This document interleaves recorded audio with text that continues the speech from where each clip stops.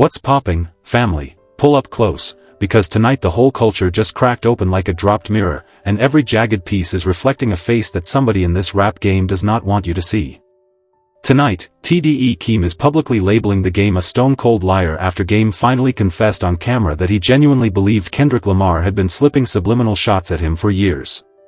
Tonight, Drake is out there on Instagram Live pantomiming a razor cut across his own cheek while Burning Bridges plays, and every honest observer instantly understood the target was A$AP Rocky.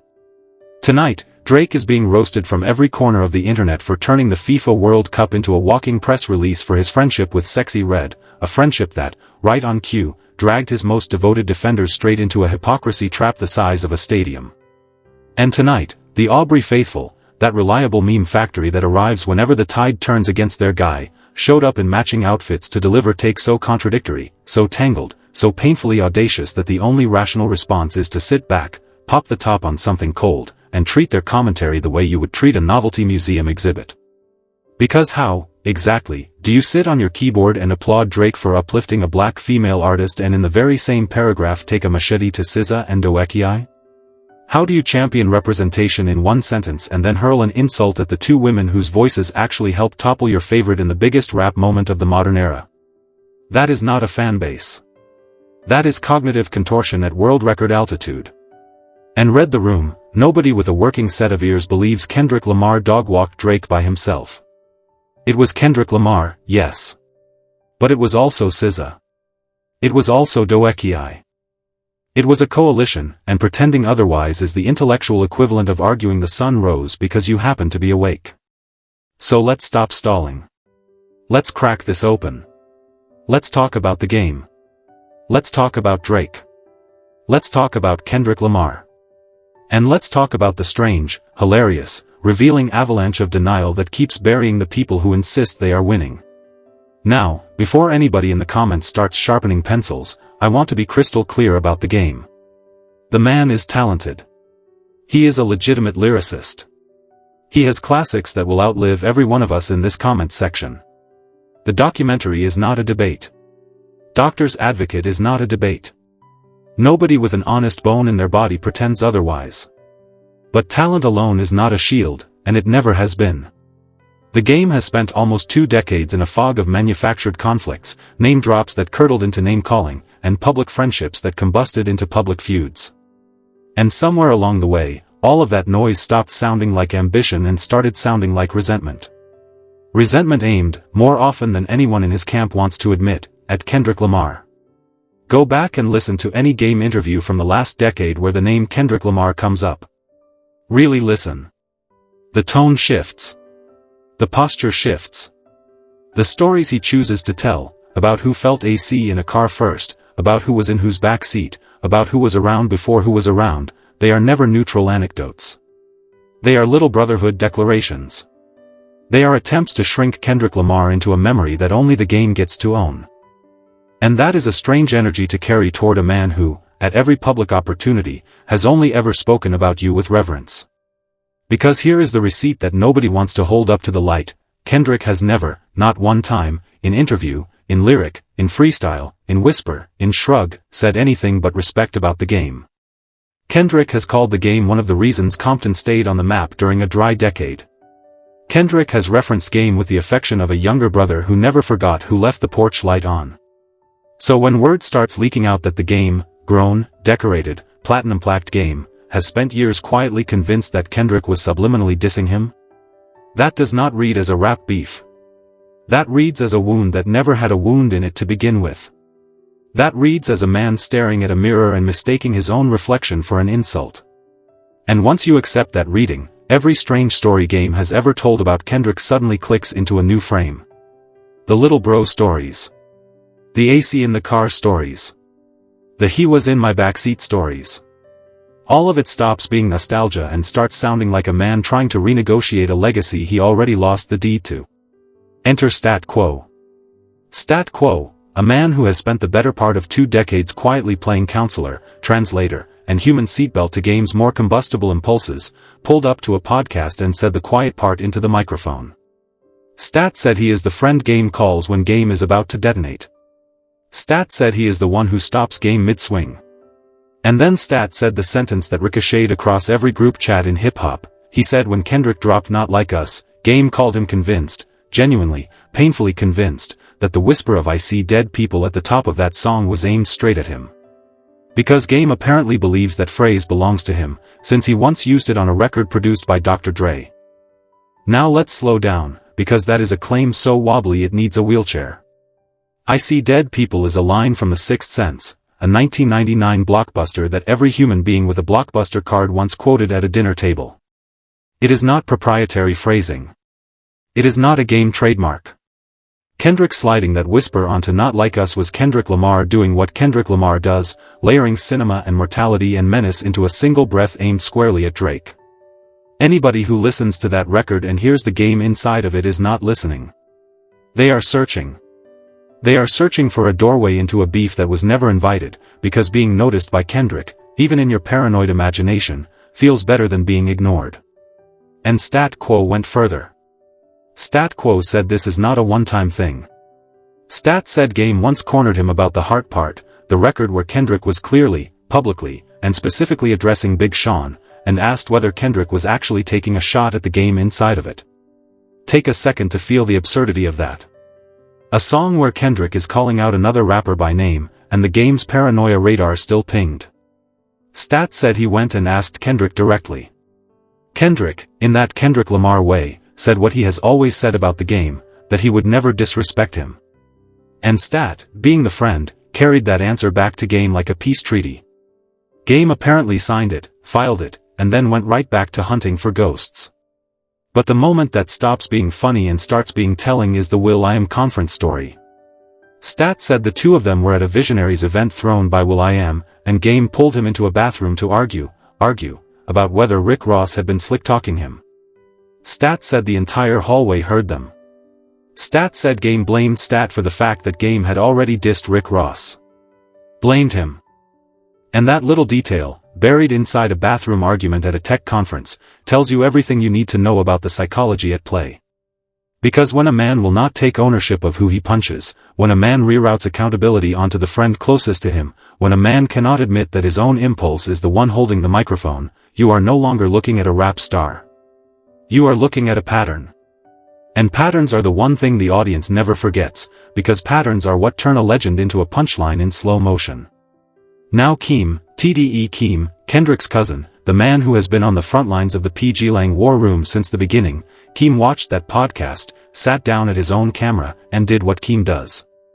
Keem laughed. Keem grinned. Keem called Game a big, tall, unmistakable liar and said Game had been feeling this way since the very second Not Like Us hit the internet. Keem said Game was over there stewing on day one, while Drake fans were spiraling, while Kendrick fans were celebrating, while Rocky fans were pouring one out, while the entire world was choosing sides, and there, off in a corner, was the Game, quietly gnawing on a bone that nobody threw at him. Keem said Game just wants to know if Kendrick still loves him. Keem said Game just wants to know if he still counts. And with respect to Keem's comedy, that is the saddest possible interpretation of what is happening, because it is probably the accurate one. It is a grown man asking the loudest artist of a generation to please, still put his name on the guest list. That is not beef. That is a confession dressed in a diss. And confessions dressed as disses are the most fragile weapons in hip-hop, because they only work until somebody in the room recognizes the outfit, and Keem, in one afternoon, walked over and yanked the collar clean off. Keem did it laughing. Keem did it while pretending to sell an FX3 camera in the middle of his own tirade. Keem did it with the ease of a man who knows Game will not fire back at him in any real way, because Game's entire play in this cycle depends on the ambiguity of never being the one who threw the first bar. The moment Keem's clip started trending, Game's alibi got a hole punched in it. And now every eye in the culture is watching to see how he patches that hole, or whether he decides to just walk out on stage and rip it open himself. Because here is the truth about the Game and the room he is walking into. The Game is scheduled to face YG in a versus. A versus is not a diss battle. A versus is a celebration. A versus is a couple of legends trading catalogs while the crowd sings every word. Yet the drumbeat online right now, a drumbeat set to a rhythm the Kendrick fans in his own city are already tapping, is that Game may be planning to weaponize that stage. That game may try to sneak a Kendrick shot into a room built for YG, hoping the internet does what the internet always does, clip it, caption it, and detonate it. If that happens, and I am telling you right now it is not a small possibility, YG better keep the mic tight, because the day the game turns a versus into a bait line at Kendrick is the day the game will have officially confirmed every whisper this week has already alleged. And Kendrick, the same Kendrick Lamar who filled Yankee Stadium for 3 consecutive nights and turned a Super Bowl into a cultural earthquake, Kendrick Lamar does not have to respond. Because when Kendrick decides you deserve his attention, you get a name. You get a coordinate. You get a receipt. Ask Drake. Ask Big Sean. Ask anybody who has ever ended up in the crosshairs of a Kendrick Lamar verse. Kendrick is not subliminal. Kendrick is surgical. So if Game keeps searching subliminal shadows for his own initials, he is going to keep coming up empty, because Kendrick has never wasted a bar on a man he considers family. Now roll the tape on the second act, because while Game was busy discovering ghosts in Kendrick's discography, Drake was busy tap dancing directly into a fresh puddle of his own making. Drake, at a house party, sitting in what somebody generously called Knox Manor, decided to lift a finger and drag it down his own cheek while Burning Bridges played in the background. And every single person watching that clip understood, without needing subtitles, that Drake was miming the scar on A$AP Rocky's face. Now let's be adults about this. A$AP Rocky has a scar. A$AP Rocky has told several versions of how he got it. One version says a scooter. One version says a treadmill. One version, delivered to Esquire back in 2018, said a straight razor street fight in New York. Whichever version is true, none of them involve Drake. Not one of them. So watching Drake sit inside somebody else's living room, dragging his finger down his own face like he is a mob boss recounting a hit, is the most audacious cosplay hip-hop has been asked to swallow this year. He is not the boss in that story. He is not even in that story. He is a spectator holding a smoothie and pretending to have thrown a punch he was 3 cities away from. And here is where the Aubrey faithful, right on schedule, arrived to defend the indefensible. They flooded the internet insisting Drake was subtly asserting dominance, subtly signaling street code, subtly telling Rocky something. Read the room. Rocky was, at that exact moment, home with Rihanna and 3 children, none of whom care whether Drake mimed a scar on Instagram Live. The scar Drake is play-acting is on a man who has built a life so full it does not require a response. That is the part the defenders always miss. Drake is not standing in a room full of enemies. Drake is standing in a room full of nobody. And when the audience for your tough guy performance is a group chat of yes men and a phone camera, the performance stops being intimidation and starts being karaoke. This is a man who has spent 3 years now trying to convince the culture that he is a threat, that he is a shooter, that he is a boss, and every time he opens his mouth, the culture answers with the same 3-word chorus. Where is Rocky? Where is Kendrick? Where is anybody who is actually afraid of you? Nowhere. That is where. Rocky is home. Kendrick is on tour. And Drake is in a living room, sliding his finger down his own cheek, trying to bank clout off a wound he had absolutely nothing to do with. Am I wrong? Because this is what the Aubrey faithful cannot square. They love to accuse other artists of clout chasing off Drake. They love to shout that everybody is riding his coattails. But when Drake himself is out here jabbing at Rocky, jabbing at Kendrick, jabbing at Jay-Z, jabbing at whoever will spike a headline that morning, the same defenders suddenly discover the concept of context. Suddenly it is strategy. Suddenly it is layered. Suddenly the man throwing every punch is the man being punched. That is not analysis. That is denial in a designer hoodie. That is a fanbase auditioning as a legal team while the client keeps confessing on camera. Now roll the tape on the third act. Drake at the FIFA World Cup with Sexy Red on his arm. And before anybody in the comments frames this as a shot at Sexy Red as a person, it is not. Sexy Red, by every account, is a loyal friend. Sexy Red is fun. Sexy Red does not owe anybody an apology for who she chooses to stand next to. The critique here is not about her humanity. The critique is about optics, and the optics are a runaway freight train.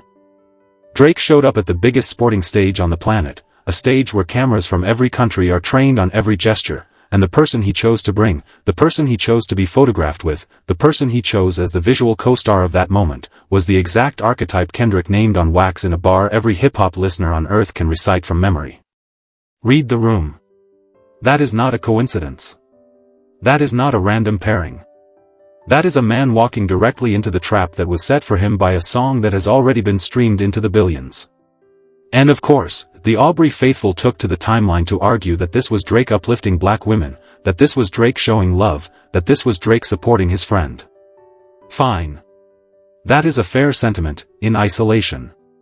But then, in the same threads, the same accounts turned around and dragged SZA. Dragged Doechii. Dragged every black female artist who has ever benefited from proximity to Kendrick. Sound off below and tell me how anybody with a functioning conscience holds those two positions at the same time. You cannot claim your favorite is a champion of black women while calling other black women the most degrading nouns your vocabulary can find. That is not fandom. That is a shell game with a moral compass in the middle of it, and every time somebody looks away, the compass gets swapped for something uglier. Now let's actually pull back and think about how narrow the room around Drake has become. Take an honest inventory of who is publicly, loudly, unambiguously in his corner right now. Academics. Aiden Ross. Sexy Red. A handful of streamers whose relevance is measured in monthly Discord memberships. That is the roster. That is the coalition. That is the war cabinet. Meanwhile, on the other side of this cultural chessboard, you have Kendrick filling stadiums, headlining Super Bowls, and moving the entire industry with a single Instagram caption. The asymmetry is so extreme that even the neutral observers, the ones who used to say, well, they are both great, have started quietly stepping away from the debate, because there is no debate left to be had when the scoreboard is that lopsided. And the funniest part is that Drake still walks into every room like the scoreboard is broken and the real numbers are being hidden from him. That is not confidence. That is disassociation with a stylist. That is a man reading a scoreboard that was replaced 2 quarters ago and still arguing about the halftime score. And every artist watching this cycle, every mid-tier rapper, every up-and-coming lyricist, every legend in the wings, is taking notes. They are watching how Kendrick handles winning. They are watching how Drake handles losing. They are watching how the game handles being irrelevant to a war he is not invited to. And whatever verdicts they reach in private, you can bet those verdicts are going to bleed into the records they drop in the next 12 months. This is not just a news cycle. This is a syllabus. And half the industry is enrolled. The other half is auditing, taking free notes from the back row while the front row argues about who gets extra credit for showing up. Kendrick Lamar is teaching a masterclass by staying home. Drake is teaching a cautionary tale by refusing to. And the game is the guest lecturer nobody remembers inviting. The final exam is public. The final exam is happening in real time on every timeline in America. And the students who fail this one do not get to retake it, because the culture only lets you sit for this test once, and the answer key was written by Kendrick Lamar the night Not Like Us went nuclear. And this is where Drake's newest attempts at needling start to feel less like flexes and more like flares fired from a lifeboat. Drake showing up in Jersey and playing New York, New York, Frank Sinatra, of all things, as some coded jab at Jay-Z? No pun intended, but frankly, intended, that is not a diss. That is a karaoke bar in a Marriott. Jay-Z is not going to hear that record and pause his morning. Jay-Z is currently orchestrating the culture from a chessboard 3 floors above the argument. And every attempt Drake makes to poke that giant only proves the giant is not looking down. If you want to know how Jay-Z feels about the noise, look at the fact that he sold out Madison Square Garden for the Reasonable Doubt anniversary and did not spend a single second of that stage acknowledging the person who cannot stop tagging him. That is what confidence looks like. Confidence does not stunt on rivals. Confidence forgets they exist. Meanwhile, Drake is out here writing bars claiming he is the sole architect of Rick Ross's commercial peak. Let that sit in the air for a second. Rick Ross, the boss of an entire label ecosystem, the head of Wingstop Empires, the CEO of a lifestyle brand that outlives any single album cycle, is somehow, according to Drake, only relevant because of Aubrey. That is not a bar. That is a fantasy novel. Rick Ross was headlining arenas before Drake was clearing samples. Rick Ross was signing checks before Drake was clearing verses. And to sit on a record and try to erase that ledger is not confidence. It is revisionism, and revisionism is what people reach for when the honest history no longer flatters them. Now let's talk about the fan reactions, because this is where the running punchline that writes itself gets its cleanest material. There are entire threads right now, entire threads, where the Aubrey faithful are trying to spin Drake's chart position as proof of his supremacy. And listen, streams are streams. Nobody is denying they matter. But when your defense of your favorite is that he drops music every 8 weeks and therefore beats the artist who dropped once and detonated the culture, that is not a flex. That is an admission. That is you telling me, in your own words, that quantity is the only lane left because quality no longer holds.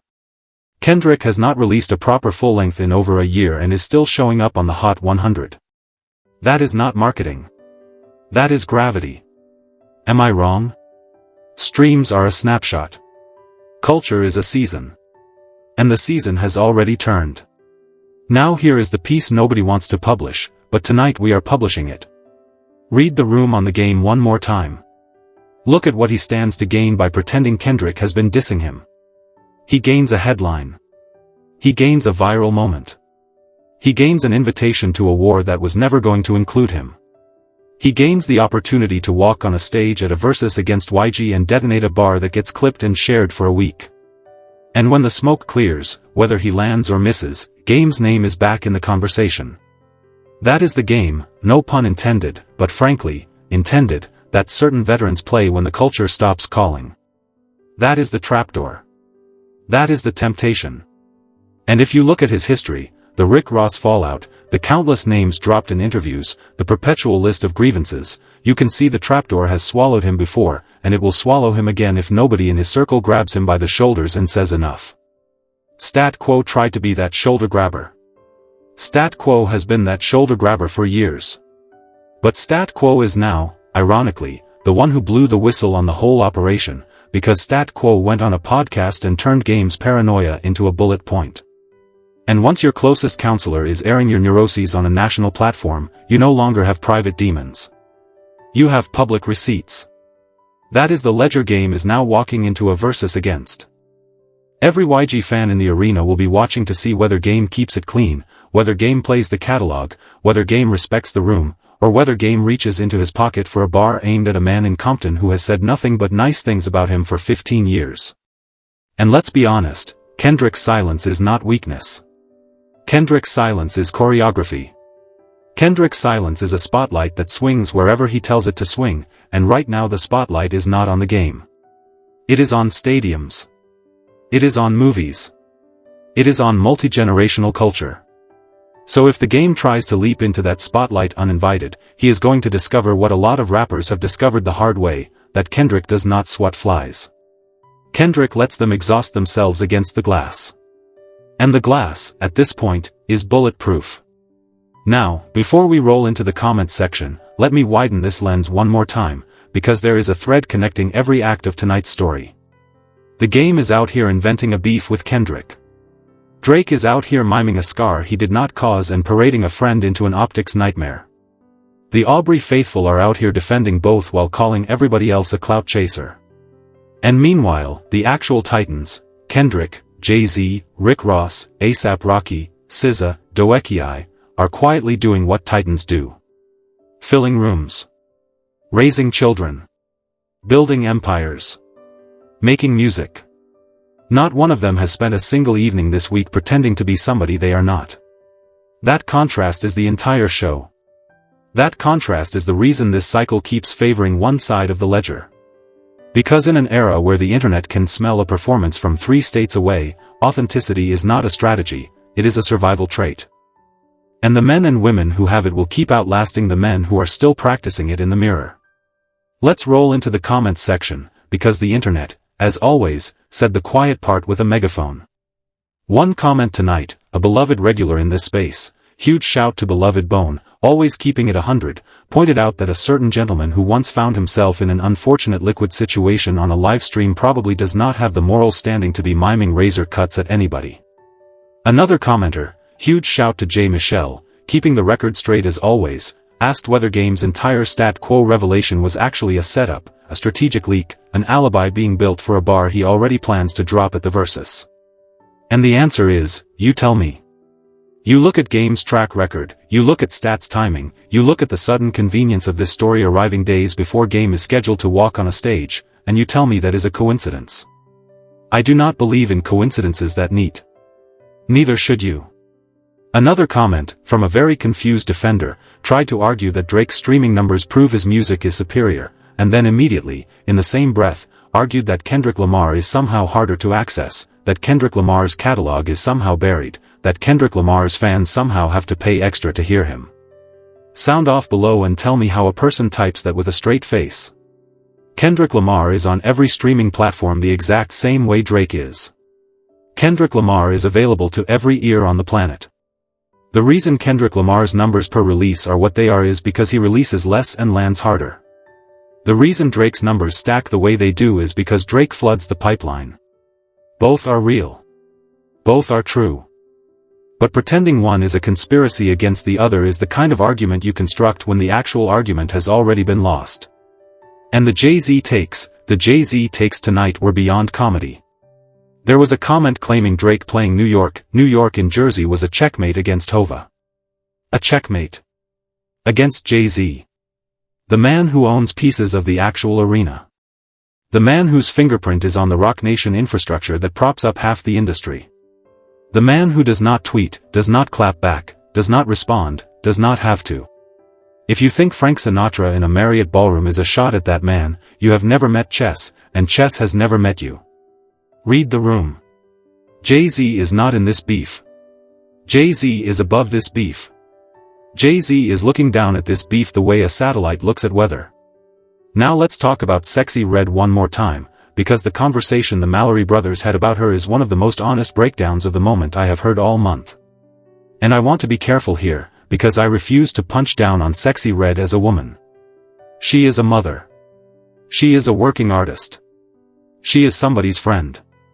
She has never done anything to me. But the Mallory brothers said something important. They said Drake pulling up to a global stage with Sexy Red on his arm looks less like partnership and more like performance. It looks like a man using a friend as a costume. It looks like a man saying, look at the blackness I am adjacent to, without ever having to answer for the black women he ignores in every other room. That is a heavy critique, and it is not one I made up. It is one black commentators have been laying out for weeks. And when black commentators, plural, start agreeing on a pattern, you owe it to yourself to at least pause and look at the pattern before you dismiss it. Read the room. The room is telling you something. And here is the sharpest edge on that whole conversation. Kendrick's most quoted bar from Not Like Us was not thrown at Sexy Red. Kendrick's bar was thrown at Drake's history with certain patterns. It named a habit, not a person. And every time Drake reappears in public with a visual composition that lines up with that habit, the bar reactivates. The bar reactivates for free. The bar reactivates without Kendrick having to lift a pen. That is what the greatest diss records in history do, they become permanent lenses. They become sunglasses the culture never takes off. And Drake, for all his marketing genius, has not yet figured out that every photograph he takes gets filtered through those sunglasses now. He is walking around under a filter he cannot remove. And every time he tries, he ends up looking more filtered, not less. That is not a rap beef anymore. That is a haunting. And hauntings do not end because you turn the lights on. Hauntings end when you leave the house. Drake is not leaving the house. He is redecorating it, one bad photo op at a time. He is painting the walls with new features, new streamer co-signs, new stadium appearances, new mob boss cosplay, and every fresh coat only reminds the neighbors that the foundation cracked in the summer of Not Like Us. You can gild a haunted house all you want. The ghosts do not check the paint samples. The ghosts stay because they were invited, and Drake keeps setting an extra plate at the table every time he pretends the invitation was never sent. Kendrick Lamar does not have to show up to that dinner. The empty plate itself is the punchline. And the internet, being the internet, will keep circulating that plate until the day Drake finally clears the table, which, at the rate he is moving, may not be any time in this calendar year. Now let's put the whole night on one plate.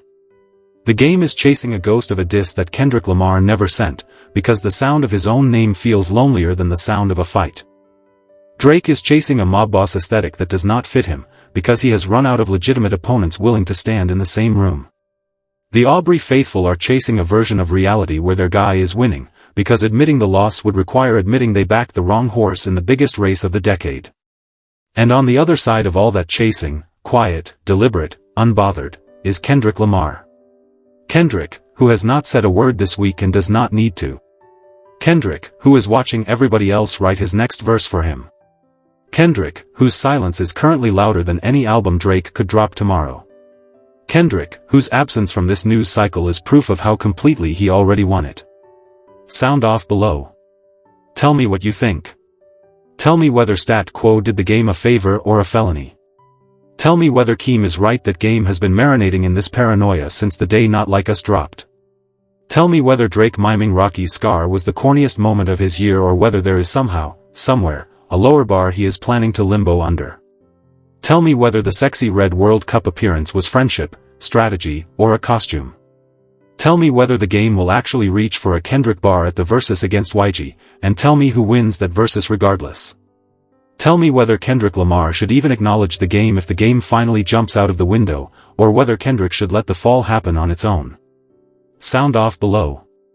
Drop your verdict. The comments section is the courtroom, and I read every filing. To everybody who has been rocking with this channel every single night, you already know how much that means to me. To the members who hit the join button and pulled up to the family table, thank you. To every single one of you who sent a super thanks this week, I promise you I saw every message and I am grateful for every dollar you decided to spend on a conversation you could have gotten anywhere else. You chose to have it here, with us, and that is not a small thing. That is the entire reason this platform still exists. You keep this going. You keep this loud. And you keep this honest. If tonight's breakdown landed with you, drop that like button so the algorithm knows to keep pushing this to the next honest listener. If you have not subscribed yet and you plan to hang around, hit that subscribe button so you never miss a night when the culture cracks open like it cracked open tonight. And if you want to keep the conversation running long after this stream ends, pull up to my X account. The link is pinned in the comments and dropped in the description, because that is the fastest way to send me the next clip, the next quote, the next receipt that we are going to break down together tomorrow. And before I let you go, one last thought, because I cannot shake it. Imagine, genuinely imagine, where the game's legacy would be right now if the game had spent the last 15 years pouring the energy he pours into feuds into friendships instead. Imagine the collaborations he could have banked. Imagine the cosigns he could have kept.